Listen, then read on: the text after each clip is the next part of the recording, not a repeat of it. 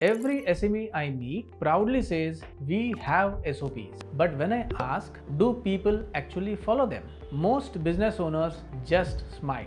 So, why do SOPs fail even in companies that spend months creating them? Hi, I am Shrikant Prabhudesai.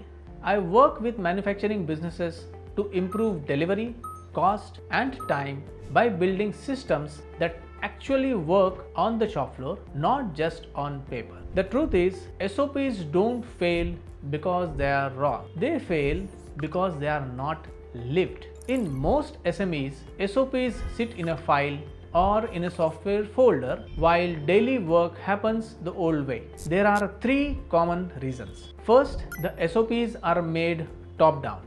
The leadership or consultants draft them, but the people who actually use them are never involved. If the operator or supervisor doesn't feel the ownership, they'll always find shortcuts. Second, SOPs are often overcomplicated.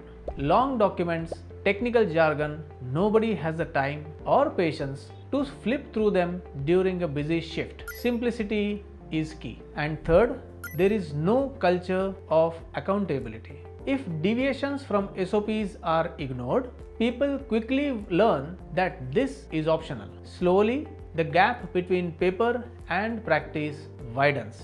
What makes SOPs work is when they are created with the team, made simple, and are visual. Sometimes even just a one-page checklist at the workstation backed by consistent monitoring delivers results. When people see that following SOPs actually makes their job easier and their results better, they naturally stick to them. So, the next time you wonder why your SOPs aren't giving results, don't just rewrite them. Ask yourself, were they designed with the people, kept simple enough, and reinforced daily? That's the difference between SOPs that fail and SOPs that transform your shop floor.